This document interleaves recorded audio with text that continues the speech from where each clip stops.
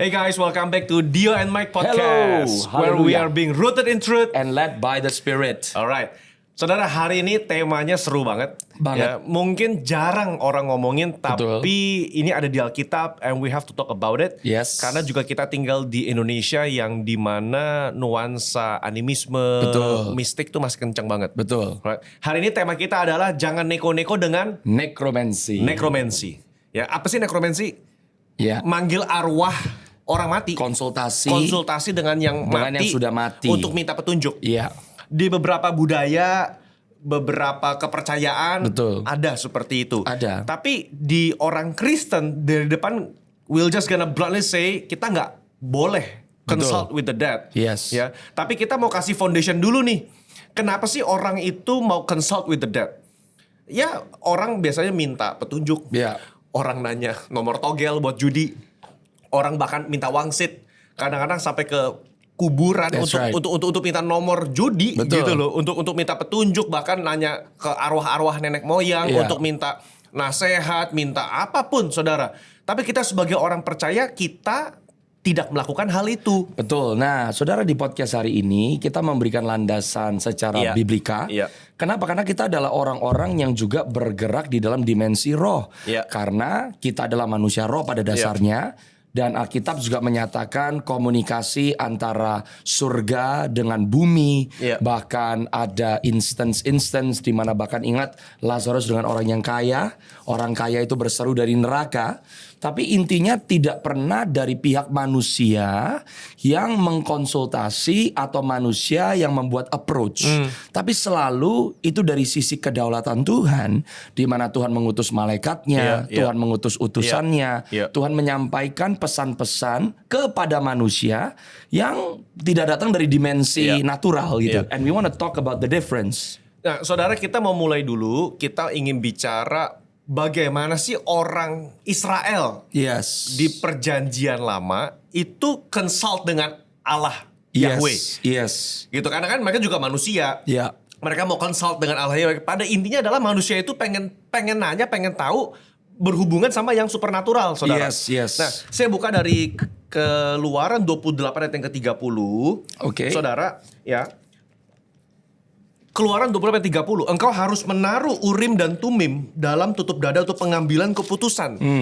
Supaya keduanya ada di dada Harun ketika masuk menghadap Tuhan. Harun harus tetap membawa di dadanya alat pengambil keputusan itu bagi orang Israel di hadapan Tuhan. Iya.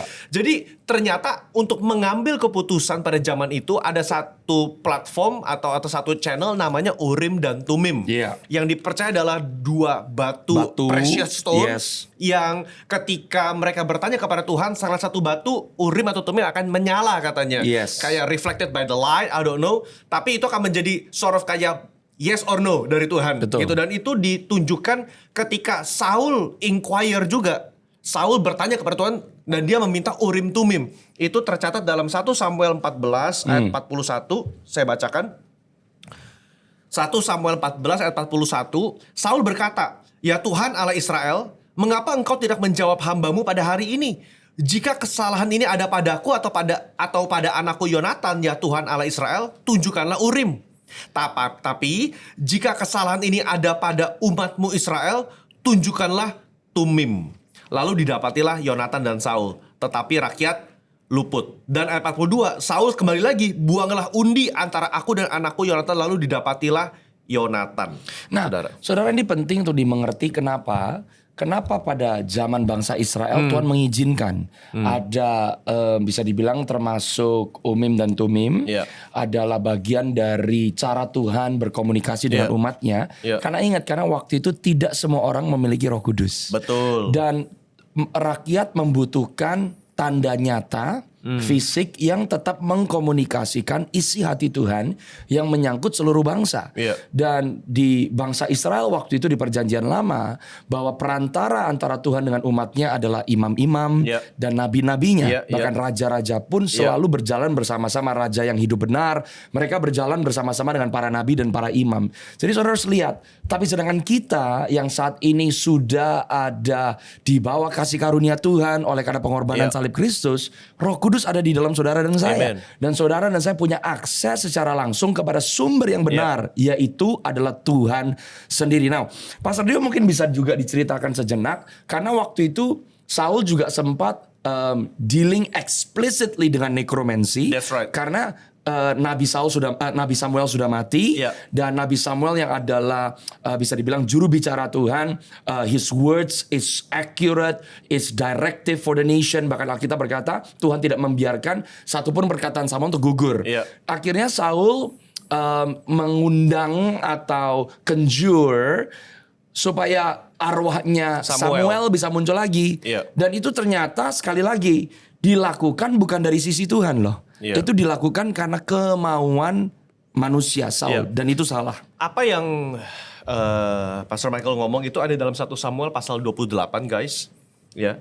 Itu kita lihat sebentar dari ayat yang ke-6, saudara. Saat itu Samuel sudah mati. Dan roh Tuhan sudah undur dari Saul. Dia pengen tahu apa suara Tuhan buat keputusan-keputusan dalam hidupnya Raja Saul. That's right. Kalau saudara baca ayat yang ke-6, saudara, Saul lalu meminta petunjuk kepada Tuhan, tetapi Tuhan tidak menjawab dia. Perhatikan, Tuhan nggak menjawab dia lewat mimpi, lewat Urim Tumim maupun para nabi. Jadi di sini saudara lihat ada beberapa channel Tuhan zaman dulu berbicara. That's right. Through the dreams, which we believe God is still speaking through us through the dreams. Amen. Lewat Urim Tumim yang sekarang sudah nggak ada, dan lewat para nabi. Saudara, yang dimana Tuhan juga masih berbicara lewat para hamba-hambanya, saudara. Ya, tapi masalahnya pada zaman itu Tuhan nggak bicara lewat tiga-tiga ini sehingga Saul itu bingung. Akhirnya dia mencari cara, saudara, untuk apa? Untuk memanggil arwah orang mati. Ya, dia memanggil saudara perempuan. Nah di sini saudara terbagi ya.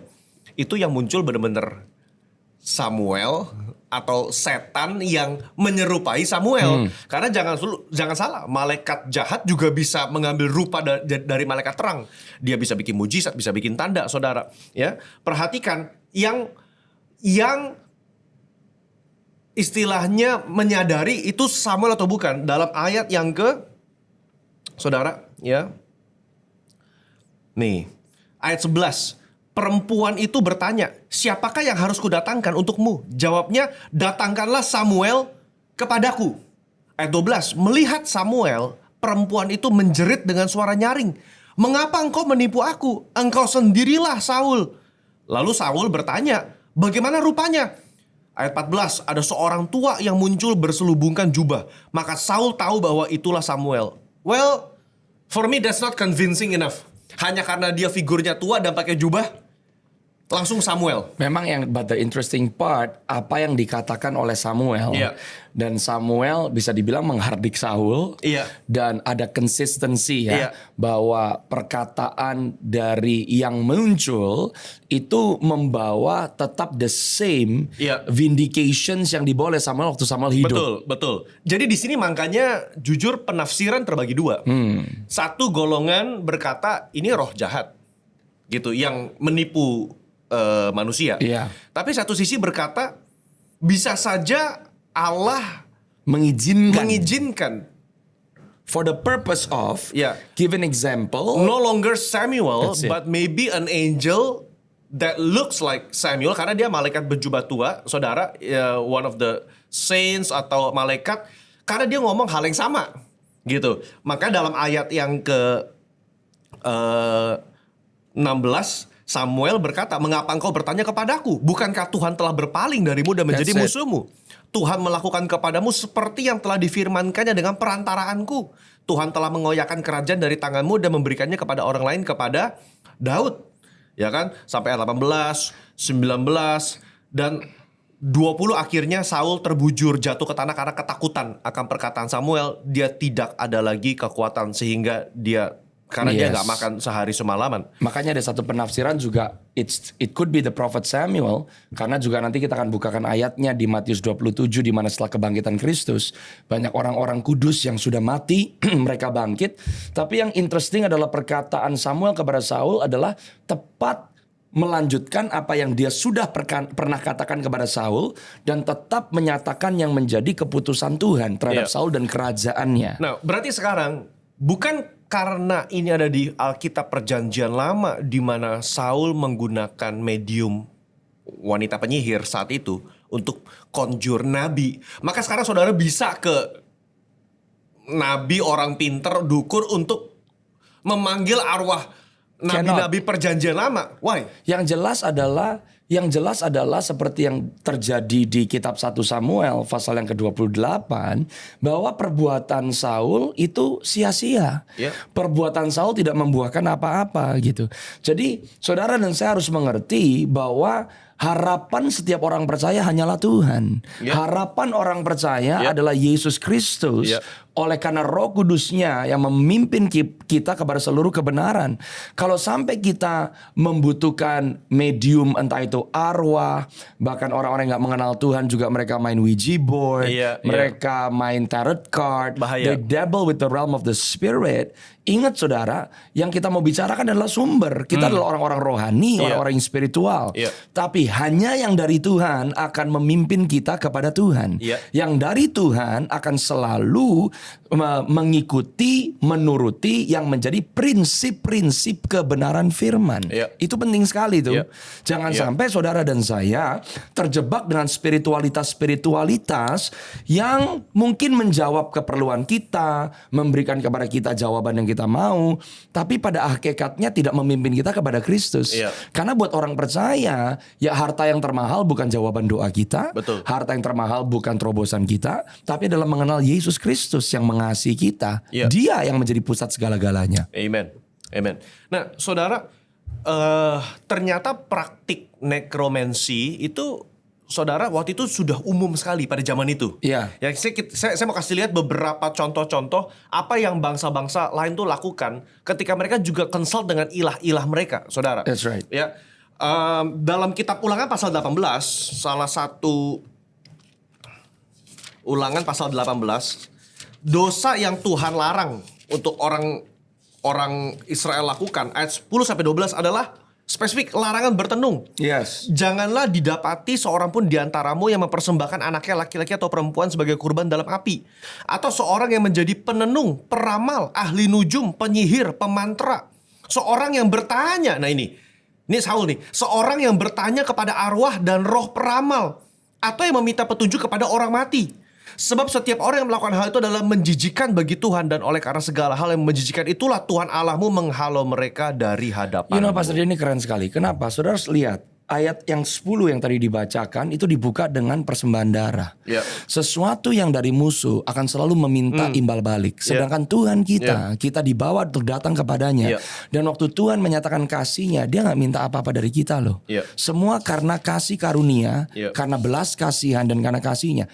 Saya ada contoh, belum lama ini saya ketemu dengan seorang ibu. Dia datang ke saya, dia bilang, Pastor, ini gimana nih? Saya rumahnya baru didoain sama seseorang pendoa katanya. Melihat A, B, C, kok kelihatannya bener ya? Saya udah mulai curiga dalam hati saya. Kamu dikasih apa? Dikasih benda lah yang harus ditanam-tanam. Saya udah curiga. Saya bilang, kamu keluar uang gak? Ternyata orang pendoa ini ngasih barang. Ini orang Kristen. Orang Kristen. Katanya harus ditaruh lah supaya tanda profetik, supaya rumahnya dilindungi di depan, di belakang. Nggak taunya waktu barangnya dipasang, per benda, per barang diminta 3 juta katanya buat pelayanan. Saya marah, saya hardik. Jadi jual simbol profetik 3 juta untuk katanya supaya ada perlindungan. Saya bilang sama ibu-ibu ini yang saya kasih dan saya hormati, kamu tertipu. Tuhan saya gak kayak begitu. Kalau Tuhan mau menolong, kalau Tuhan mau datang membawa kelepasan, dia gak minta supaya saudara bayar dulu. Enggak, beda sama Anda mau memberikan karena Anda mau memberikan ungkapan terima kasih, Anda mau menabur, lain. Tapi bukan di charge dengan alasan ini supaya keluarga ini dilindungi, supaya rumah ini dilindungi. Tapi ya per bendanya tolong bayar 3 juta dipakai buat pelayanan. Itu penipu. Itu penipu. Dan orang Kristen masih banyak yang ditipu. Nah pertanyaannya, ibu ini juga bertanya, kalau gitu Pastor, kenapa ada hal-hal yang disampaikan kok bener gitu. Iya. Saudara dan saya harus mengerti kita ini pada dasarnya manusia roh. Iya. Semua orang di dalam Kristus ataupun yang tidak di dalam Kristus, kita punya akses kepada alam spiritual. Iya. Tapi saudara dan saya, Alkitab berkata dengan jelas, Yohanes pasal yang ke-10, yang lewat pintu dia adalah gembala. Iya. Saudara dan saya, untuk saudara dan saya bisa masuk lebih dalam di dalam alam spiritual, pintunya cuma satu, mengasihi Yesus. Iya. Goalnya cuma satu, to know Jesus more. Dan saudara dan saya harus mengerti segala sesuatunya harus mengarah kepada Kristus. Karena Matius 24 ayat 24 juga berkata di akhir zaman, nabi-nabi palsu, Mesias palsu mengadakan banyak mujizat. Loh, masalahnya berarti bukan mujizatnya dong. Kalau Tuhan mengadakan mujizat, ternyata nabi-nabi palsu, Mesias palsu pun mengadakan mujizat. Tapi Tuhan berkata dengan jelas bahwa yang dari aku memimpin orang kepada aku gitu loh. Iya. Jadi pertanyaan bukan mujizatnya, siapa yang melakukan mujizatnya? Iya. Pertanyaan bukan cuma mujizatnya ngarah ke siapa? Apakah lebih ngarah ke individunya, lebih ngarah ke benda, Iya. lebih ngarah ke merek, Iya. lebih ngarah ke sebuah ritual, atau bendanya mengarahkan kepada Yesus Kristus Iya. yang sudah mati buat kita, yang mencintai kita, yang mengasihi kita, yang membuka jalan di mana nggak ada jalan. Even perjamuan kudus pun anggur dan roti itu melambangkan Kristus. Come on, that's itu pun powerful. menunjuk kepada karya Kristus. Dan kami sangat percaya perjamuan kudus itu sangat sakral, sangat penting. Makanya jadi sakramen. Betul, dan sangat berkuasa. Ya. Tapi ada orang yang sudah tidak lagi memautkan hati pikirannya kepada Kristus, tapi lebih kepada Mengkultuskan barang itu. that's it. Sehingga barang itu pun dianggap sebagai sesuatu jimat sebetulnya. Iya. Bahaya juga. Nggak bisa keluar rumah kalau nggak perjamuan dulu. Iya. Nggak bisa tidur kalau nggak perjamuan dulu. Iya. Takut kalau nggak perjamuan sesuatu bisa terjadi. Ada saya ketemu orang yang kalau nggak perjamuan takut hari itu bisa celaka. Jadi bukannya imannya terpaut kepada Yesus. Padahal roti dan anggur itu merujuk kepada Kristus. Bagaimana sesuatu yang seharusnya membawa kehidupan malah menimbulkan ketakutan. Saya jadi ingat ketika Tuhan meminta Musa membangun patung ular tembaga. Come on, that's powerful. Untuk That's right. itu memang dipakai untuk menyembuhkan bangsa Israel At that yang time. terpagut ular. Betul. Tetapi ternyata kita membaca, saudara, Itu disimpan terus. berapa ratus tahun menjadi namanya Nehushtan. That's right. Yang dibawa, yang menjadi ilah karena orang Israel jadi menyembah patung ular tembaga. That's right. Jadi Tapi siapa yang membuat ular tembaga? Tuhan kok yang suruh. awalnya Tuhan yang suruh, That's cuman right. jangan lagi terpaut sama ular tembaganya. Yes. Tapi namanya manusia. Itu dia. Namanya manusia. Kita suka ambil shortcut, kita suka cari objek-objek yang mendatangkan apa ya? Kekuatan relik-relik ya istilahnya ya. Betul. Walaupun saudara saya ngerti relik dalam beberapa agama juga sesuatu yang suci. Oke, saudara, kita hormati saudara karena beberapa teman-teman dari agama Katolik juga banyak relikwi. That's fine. Bangsa hal-hal kudus yang peninggalan daripada santo dan santa. That's fine. Iya, cuman kita tidak menyembah That's it. kepada relik tersebut. Kita tidak menuhankan Kita atau tidak menuhankan. mengilahkan. Iya. Tapi relics are powerful Testimony. memorials, testimonies. I felt it's a powerful testimony. Bahwa Tuhan pernah melakukan. Tuhan pernah. Loh, buktinya kita juga masih pilgrimage ke Israel kan? Ya, why? Karena Kenapa? Tuhan menjejakkan kaki in the very same spot. Tapi apakah kalau saya nggak dibaptis di Sungai Yordan berarti saya Kurang- masuk neraka? Come on. Iya. Gue di Sungai Ciliwung baptisnya. Haleluya. Nah, kalau itu takutnya gatal takutnya gatal. Oh man. Oke, saudara, saya mau kasih lihat beberapa satu Iya, ayat iya, lagi, saudara, dalam kitab Yehezkiel, ya. Bahkan sejak zaman ketika bangsa Israel itu dijajah di Babilonia, saudara, ya. Yehezkiel 21 ayat yang ke-21, saudara. Itu dikatakan bahwa Raja Babel ya itu ada di persimpangan jalan. Ia melakukan tenung. Bagaimana melakukan tenung? Ia mengocok anak panah dalam arti dia casting lots. That's right. Ya, buang undi ya. Meminta petunjuk dari terafim. Ingat terafim juga adalah salah satu idol yang dibawa oleh Ribka. That's right. Terafim itu seperti patung dewa keluarga. That's right. Ya, patung kecil yang disimpan dan menilik hati binatang. That's very interesting, saudara. Menilik hati binatang, hepatoskopi bahasanya adalah jadi ketika mereka tenung, mereka biasanya bunuh binatang ayam lalu diambil hatinya dibelek somehow katanya dalam liver atau hati itu kelihatan nanti kalau livernya begini Allah berbicara begini. I mean from these verses Alkitab cuma mengajarkan bahwa manusia itu melakukan berbagai macam cara untuk mencari tahu kehendak Allah. Ya. Bagi kita orang percaya, saudara, kehendak Allah it is in the Bible. In this nowhere. You know, saudara, yang interesting dua ayat yang Pastor Dio bacakan dari Yeskiel maupun Ulangan, dua-duanya selalu ada darah, ada korban. Selalu. Tapi kalau saudara dan saya di dalam Kristus, akses kita adalah korban darah Kristus Yesus. Jangan The pakai blood. Jangan pakai darah yang lain. Not our blood, Not not our an blood. animal's blood, Yeah. not our effort, not our holiness. Yeah. Our access is because of the grace and the mercy of Jesus. Amen. Saudara, ya menurut saya satu lagi yang jujur ini masuk ke dalam ranah dunia modern, astrologi. Yesaya 47 ayat 13. Ini Tuhan menegur loh. Saudara. Ya, Yesaya 47. Nah, saudara dari podcast ini harus tahu, astrologi sama astronomi beda. Ya, astronomi itu ilmu Perbintangan. pergerakan bintang gitu. Tapi kalau astrologi, Mencari makna dan apa ya? zodiak, Ya. udah mengarah kepada zodiak, udah mengarah kepada bisa dibilang Jadi rasi bintangnya ada. Ada. Rasi bintang Virgo, rasi bintang ini Sagittarius ada. tapi pentafsirannya. Tafsirannya. Oh, kalau kamu rasi Sagittarius, Gemini orangnya begini. Betul. Tapi Tuhan tuh bicara pakai astronomi. Kejadian 1 dengan jelas 14. Kejadian 1 ayat 14. Tuhan menempatkan benda-benda penerang di langit untuk memberitahukan muedim, musim dan waktu. Orang-orang Majus, Bintang yang memimpin mereka loh. Bintangnya memimpin mereka loh. ya kita lagi dalam musim Natal. That's right. Saudara ya kan, dan orang-orang Majus ketemu the baby Jesus Because of the star. because of the star. Ya. Exactly. So Tuhan berbicara lewat benda-benda yang ada di langit. Tapi jangan nyari gitu loh. Nyari Yeah. dalam arti you start consulting with the spirit. Atau bahkan you start praying to the stars. That's wrong. Sekali lagi Tuhan berkata di Kejadian 1:14, Tuhan yang meletakkan benda-benda ini untuk yang ngasih tahu ke kita. Berarti sisi komunikasinya dari Tuhan. Yeah. Bukan kita yang berkomunikasi kepada benda-benda penerang ini. Iya. You Iya. see? Yesaya 47 ayat 13. Iya.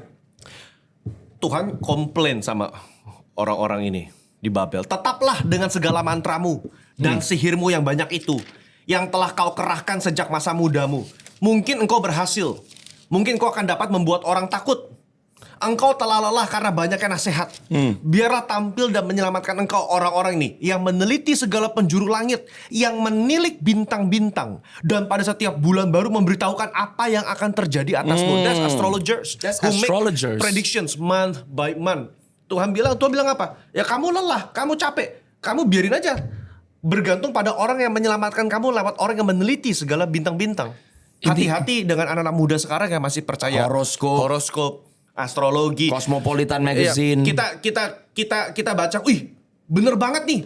Minggu ini nggak boleh keluar rumah, ada banyak bad luck. Loh, itu kutukan yang dilempar orang dan kamu percaya. That's begitu right. loh. Terus kalau kejadian keluar dari rumah bannya bolong, wah bener nih, horoskopnya bener. Betul. Tahu gitu aku nggak boleh keluar rumah. No, kamu menghidupi kutukan yang kamu percayai dari perkataan orang. Dan saudara ingat loh ayat yang tadi dibacakan di Yesaya 47. Saudara lihat dari ayat yang ke-13, 14, intinya cuma satu saudara. Tidak ada Tuhan di situ. Iya. Tidak ada melibatkan Tuhan. Iya. Tidak ada menghormati Tuhan. Iya. So saudara harus tahu the source. Iya. Nah kenapa ini penting? Dari awal kita mau ngomong tentang the source. Karena nanti kita akan membukakan dari perjanjian baru kejadian di mana dua orang yang satu Iya. yang sudah mati, mayat yang tidak ditemukan, Iya. yang satu naik ke sorga, muncul kembali. Iya. Dan saudara bisa lihat juga di kitab Wahyu bahwa waktu Yohanes di Pulau Patmos mendapatkan wahyu, Alkitab menyebut malaikat, betul ya? Iya. Atau Yohanes dibawa dan dipandulah oleh seorang sosok dari sorga yang Iya. memperlihatkan semua hal yang akan terjadi. Waktu Yohanes ada satu masa satu ketika dia tersungkur di depan kaki, ingat nggak? Tapi orang bilang jangan lakukan itu, Iya. sebab aku adalah salah satu dari kamu para nabi. Iya. Right? Loh, kalau itu salah satu dari kamu, aku adalah hamba. Berarti siapa dong? Manusia yang sudah ada di dalam kemuliaan. Iya. Dia bilang, no, don't worship me. Iya. Don't do that to me. Iya. Jadi di perjanjian baru pun, saudara akan menemukan bahwa Tuhan berdaulat untuk menyatakan pesan-pesan, menyampaikan isi hatinya lewat makhluk-makhluk, Iya. lewat creatures, heavenly hosts, atau lebih tepatnya mungkin bahasa Inggrisnya heavenly beings gitu. Yeah. You know what? On this note, Yeah. what would you say kepada sekelompok golongan orang-orang, saya bilang oknum-oknum profetik lah, oknum-oknum profetik yang nyembah malaikat, you know, dia lebih takut sama malaikat kayaknya daripada sama Tuhan Yesus. Repent. The reason why saya belak-belakan repent, readjust, and recalibrate. Karena kalau bukan Kristus pusatnya dari Dia, oleh Dia, dan untuk Dia, jangan sampai saudara dan saya, kita spiritual sih spiritual. Iya. Tapi nggak ada buah yang baik yang keluar. I mean, I believe the angel was sent to minister to us, the elect. Alkitab ada ayatnya. And saya bisa testify, Pastor Dio, I have experienced instances in my life when God sent angelic beings Yeah. to convey messages, to help me, but I don't worship them. Yeah. And I don't idolize that experience. And I don't have to see an angel until the day I pass. And I'll be okay. Why? I have Jesus, Yeah. the Lord. Yeah. But I welcome the Lord to send His angels to me. Yeah. I thank God. Saya tidak berterima kasih kepada malaikatnya. Yeah. Saya berterima kasih kepada Tuhan yang mengutus malaikatnya. Tuhan yang mengutus That's it. malaikatnya. Saya berterima kasih. Iya, maksudnya kita And I need the angels. kita We mesti need. bicara dengan belak-belakan kepada oknum-oknum kelompok-kelompok profetik ini. Betul. Saudara, karena akibat seperti inilah orang jadi alergi sama profetik begitu loh. Betul. I mean even the word prophetic aja udah have a lot of different definitions. That's memang. right. Ya, cuman setidaknya saudara, you have the word of God written. Saudara punya Roh Kudus dalam hatimu. Saudara punya personal relationship with with Jesus Christ, with the Holy Spirit, and that is enough. Nah, saudara coba. Kalau kita mau cerita, share, bukan hanya malaikat, perjumpaan-perjumpaan yang ilahi. Kita juga alami, saya alami. Pertanyaannya, apakah semua harus dibagikan ke tubuh Kristus? Enggak. Kalau tidak membawa orang kepada pertumbuhan yang menyangkut pertumbuhan iman mereka, hanya kita sharing experience kita tanpa pesan yang Tuhan mau sampaikan untuk keseluruhan tubuh Kristus, faedahnya apa coba Pastor Rio? Enggak ada kan? Dan akhirnya kita membuat orang hanya takjub dengan pengalaman-pengalaman rohani kita, tapi mereka nggak dibangun mengarah kepada Kristus, tidak ada buah yang manis yang keluar dari hidup kita. Sedangkan semua yang Tuhan lakukan selalu punya tujuan kok. Paulus setiap apa yang dia katakan, apa yang dia saksikan ada tujuannya. Ada prinsip-prinsip kebenaran yang dibagikan yang bisa kita tetap terapkan sampai hari ini. Alright, saudara, let's go back. Tadi kita udah mention ada beberapa instances nabi di perjanjian lama yang muncul kembali di perjanjian baru dan ada pertanyaan, apakah ini nekromansi? Matius pasal 17. Matius pasal 17 mengenai Yesus dimuliakan di atas gunung. Saya bacakan, saudara, ayat yang kedua. Yesus berubah rupa di depan mata mereka, wajahnya bercahaya seperti matahari dan jubahnya menjadi putih berkilauan. Tampaklah kepada mereka Musa dan Elia sedang berbicara dengan dia. Kata Petrus kepada Yesus, Tuhan, sungguh baik kita berada di tempat ini. Jika engkau mau, biarlah kudirikan di sini 3 kemah, satu untuk engkau, satu untuk Musa, dan satu untuk Elia. Tiba-tiba terdengarlah suara, inilah anakku yang terkasih, kepadanya lah aku berkenan, dengarkanlah dia. I want to highlight something sebelum Pastor Dio akan lanjutkan juga. Saudara lihat ya, tidak dikatakan yang nampak adalah seperti Musa, seperti Elia, roh Musa. Yang nampak adalah Musa dan Elia. Spesifik. Dilihat oleh murid-murid. Dan yang mau disiapkan oleh murid-murid tempat fisik. Iya, artinya? Artinya adalah they see the two figures with their naked eyes. Mereka ngelihat gitu. Saking realnya mereka mau siapin kemah. 3, satu buat Tuhan Yesus, Musa dan Elia. You know what I wonder about is how do they know which one is who? That's Moses and Elijah. Nggak, maksudnya tiba-tiba tertulis muncullah Musa dan Elia. Kok nggak? Oh, ini kayak Yesaya nih. Ini Yeremia nih. Betul. Amin kok bisa? Ini ya, what you said I think is powerful, Pastor Dio. What comes from the Lord does not bring confusion. There is clarity in the message. In the spirit they know. They know. It's like Moses and like Elijah. A knowing. It's a knowing. Saya pribadi, I don't want to share in this podcast. I had an experience like this yang membuat saya ngerti gitu loh. Apa yang murid-murid ini alami. It's like a knowing. Knowingnya bukan because you are making a hypothesis, not because you are guessing. It's a knowing because you have an encounter. Now, sebelum Pastor Dio akan lanjutkan, coba saudara lihat Matius pasal yang ke-22. Matius ayat yang ke-32. Nah, ini penting nih. Alkitab berkata, akulah Allah Abraham, Allah Ishak dan Allah Yakub. Ia bukanlah Allah orang mati, melainkan Allah orang hidup. Orang banyak yang mendengar itu takjub dengan pengajarannya. Sekali lagi ya, mungkin saya baca dari 31 deh.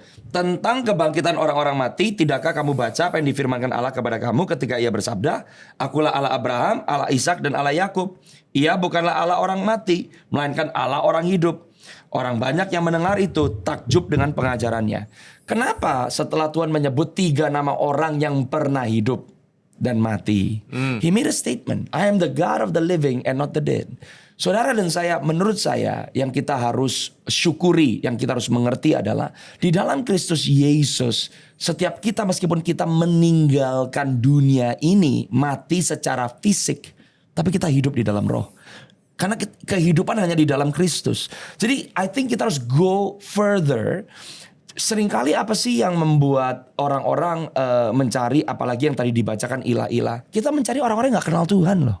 Orang-orang yang gak pernah berjumpa dengan sang kebenaran, dengan sang kehidupan, dengan jalan kebenaran kehidupan itu. So saudara ini saya harus tahu, God says I am the God of the living. Kalau dia berkata dia adalah Tuhan atas orang-orang yang hidup, meskipun kita tidak ada di dalam dunia ini, kita tetap hidup. Iya. And berarti kehidupan itu tidak hanya terbatas dengan apa yang kita mengerti di dalam dunia ini gitu loh. Itu termasuk di dalam alam spiritual. Pengharapan yang kita miliki pun di Yerusalem baru, di bumi yang baru, bahkan di dalam sorga. Itu adalah kelanjutan dari apa yang Tuhan sudah mulai di dalam kehidupan kita selama kita ada di bumi. Kuncinya cuma satu. Whatever that is from God yang hidup harus dari Kristus. Sekali lagi, oleh Kristus. Dan untuk Kristus. Dan Tuhan bisa kirim Musa dan Elia. Kenapa? Di dalam Tuhan mereka hidup. Iya. Iya. Right. Saudara, kalau kita melihat ya, kita bisa speculate. Maksudnya dalam arti beginilah. Elia tuh never truly dies. True. Dia diangkat. Ya. Nggak semua orang mengalami itu. Cuma dia dan Henok. Iya. Diangkat naik kereta api. Kereta yang berapi. Kereta yang berapi-api. Iya. Begitu, kereta yang berapi naik ke surga. Iya. Saudara. Ya, Musa, kita tahu bahwa memang Tuhan bilang kamu nggak akan masuk ke tanah perjanjian. Tapi dalam Yudas ayat 9, kita membaca bahwa malaikat dengan iblis berseteru mengenai di mana That's right. mayatnya. Iya. Saudara, dan orang Israel saat itu minta sama Yosua untuk mencari-cari mayat Musa, nggak ketemu-ketemu. Iya. Gitu. Jadi kayak seperti Tuhan menyembunyikan. Ya, Yeah. for me simple aja ya. Tuhan bisa dengan gampang mentranslasi dia ke surga seperti Elia ya. Itu God can do whatever, he can do Tuhan bisa anything. melakukan apapun yang dia mau. Jadi that shows a testament that God is a God of the living. Yes. Begitu. Ya. Dan buat saya itu ini menjawab salah satu pertanyaan ya. Iya. Oh Tuhan, kesannya kayak gimana ya? Musa yang sudah meluangkan begitu banyak waktu, tenaga, capek, 40 tahun mengayomi bangsa Israel yang keras kepala, tegar tengkuk, bebal, sampai-sampai dia karena kebebalan Israel dia akhirnya mukul batu. Musa cuma sekali. Dia pukul lebih dari sekali. Akhirnya Tuhan bilang, kamu gak akan masuk ke tanah perjanjian ini. But you know what? Dalam perjanjian baru dia menginjakan kaki di tanah perjanjian. Dia menginjakan kaki di tanah perjanjian. That shows the grace of God. The grace of God. He's the God of the living. Iya. Saudara, ya. Dan saudara, kata Yunani yang dipakai dalam Matius 17 tampaklah. Kata tampaklah, saudara ya, optesan. Itu digunakan juga untuk merujuk kepada penampakan Kristus setelah dia bangkit dari kubur. That's right. Maka tampaklah Yesus kepada itu. Jadi maka muncullah Yesus. Yes. Jadi itu kata yang sama juga digunakan untuk menunjukkan kemunculan malaikat. That's right. Maka mendadak tampaklah malaikat, saudara. Yeah. Jadi itu bukan kata yang dipakai untuk membawa orang dari alam roh kematian. Bukan, itu berarti God initiate. Allah yang mengirimkan kedua saksi ini. Karena kita gak pernah baca Yesus maupun murid-murid conjure. No. Minta arwahnya turun. Enggak. Nggak pernah. Dia lagi naik ke atas. Tuhan mau dimuliakan. Dan Allah mengafirmasi kemesiasan daripada anaknya yang tunggal Yesus Kristus dengan mengirimkan Musa dan Elia yang menggambarkan the law and the prophets. You know, Pastor, you just said something that suddenly I got sebuah kayak pencerahan ya. Waktu Yesus dipermuliakan, surga terbuka. Waktu Yesus dipermuliakan, surga berbicara. Waktu Yesus dipermuliakan, surga bisa menyatakan apapun yang Tuhan mau nyatakan. Tapi intinya satu, Yesus dipermuliakan. Jangan sampai our spiritual experiences sudah tidak lagi mempermuliakan Yesus. The focus needs to always be Jesus. The central figure is Christ. Because He's the anointed one. Amen. And He's the source of all anointing. Pastor, can you read for us? Di mana itu juga ayatnya waktu Yesus bangkit, orang-orang pun bangkit, dan bahkan Alkitab berkata mereka masuk ke dalam kota. Mereka masuk ke dalam kota dan mereka bersaksi kan ya. Mereka bersaksi loh. Matius 27 kan ya. Ayat 52-53. Kuburan-kuburan terbuka dan banyak orang kudus yang telah meninggal dibangkitkan. Sesudah kebangkitan Yesus, mereka keluar dari kubur, lalu masuk ke kota kudus dan menampakkan diri kepada banyak orang. Orang kudus. The saints. Bukan orang mati. Orang kudus. Ya mereka mati secara fisik. Mereka mati secara fisik. Ya, tapi kayak kita mau meng-highlight itu, kita nggak cuma ngomong tentang kematian fisiknya, tapi kondisi waktu kita mati di dalam Tuhan atau tidak di dalam Tuhan. Nah, kita berkata orang-orang kudus yang telah meninggal dibangkitkan. Mereka nggak membangkitkan diri mereka sendiri. Mereka dibangkitkan. It's still the power of God. Itu memberikan testimony. It's just a glimpse of the first fruits. Yes. Sesuatu yang akan kita alami nanti ketika Tuhan datang kali yang kedua. Kita di rapture dan Tuhan akan membangkitkan dan orang-orang sesudah kudus. Kebangkitan Yesus, orang-orang ini keluar dari kubur, lalu masuk ke kota kudus dan menampakkan diri kepada banyak orang. Bukan orang yang nyari mereka. Mereka menampakkan diri ke banyak orang. Mereka menampakkan diri kepada orang-orang yang masih hidup dan belum pernah meninggal untuk bersaksi. Ini menurut saya adalah suatu berita yang luar biasa buat kita. Zaman itu ngeri kali ya. Ngeri banget mungkin. Tapi mereka menjadi percaya gitu loh. Bisa bayangin gak kalau orang-orang kudus tuh gak tahu ya. Misalnya salah satunya Yusuf gitu. Yusuf masuk gitu. Ini orang yang gue baca dari ribuan tahun yang lalu. Dia bersaksi bahwa Yesus hidup. Tapi you know what? Karena memang kematian kebangkitan Tuhan Yesus itu defying logic, defying nature. It takes the supernatural. Amen. Injil aja juga disertai dengan tanda-tanda yang ajaib. Amen. Karena kenapa sih? Pada hakikatnya manusia gak mau kok percaya. Amen. We need the supernatural. Tapi dari podcast ini kita mau ngomong, jangan neko-neko deh. Jangan doa ke orang mati, doa ke malaikat, nyembah patung. Bahkan dengan sakramen-sakramen yang kita hormati dan buat kita tuh bukan cuma kita hormati. Itu kita syukuri. Contoh perjamuan kudus, minyak urapan. Ada orang nggak bisa doa kalau nggak pakai minyak urapan. Nggak mau keluar rumah kalau nggak pakai minyak urapan. You are going beyond the boundaries.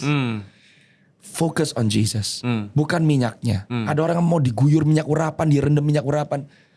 Aduh mahal pak, bau lagi. You know what? At least from this podcast, saudara, kita mau bicara bahwa necromancy deals with the dead. Dan itu dilarang oleh Alkitab. Dilarang. Segala tradisi nenek moyang. Karena suku-suku Indonesia banyak nih. Dan orang-orang Kristen Indonesia tersebar di banyak suku, di banyak pulau. Yang berhubungan sama arwah-arwah orang mati. Jangan sentuh. Kalau nggak kamu kan jadi sinkretisme. Mencampur adukan iman Kristen dengan kepercayaan nenek moyang. Seperti kata Pastor Michael, just focus on Jesus. Just focus on Jesus. And what is itu aja. Yang tradisi bangsa, kita cuma harus bisa compartmentalize ya. Kita yang oke, ini tradisi. Yang mana yang adalah tradisi negara, tradisi kultur. Tapi kita sedang bicara tentang sikap kita sebagai seorang pengikut Kristus. Satu hal juga yang kita mau sampaikan, kita juga jangan skeptik dengan hal yang supranatural. Selalu lihat, who is this pointing to? Is Christ being revealed? Jadi kalau ada orang yang bilang, saya ngeliat ini, ngalam ini, didatengin ini, senyum aja gitu loh, gak usah kritik. Intinya Tuhan Yesus cuma bilang buahnya. Lihat buahnya. Kamu akan mengenal muridku dari buahnya. Right. So that's it for this episode. Saudara, saya harap saudara semua dimanapun berada diberkati. Akan sangat membantu kalau saudara akan bisa subscribe, share channel ini kepada yang membutuhkan. Saudara, do DM us, ketik komen di YouTube saudara, pertanyaan, feedback mengenai episode ini. Thumbs up kalau memberkati saudara, ya. Kalau nggak suka, well you can thumbs down, but I hope you're not. So yeah, I'll see you in the next episode. God bless you. Bye-bye.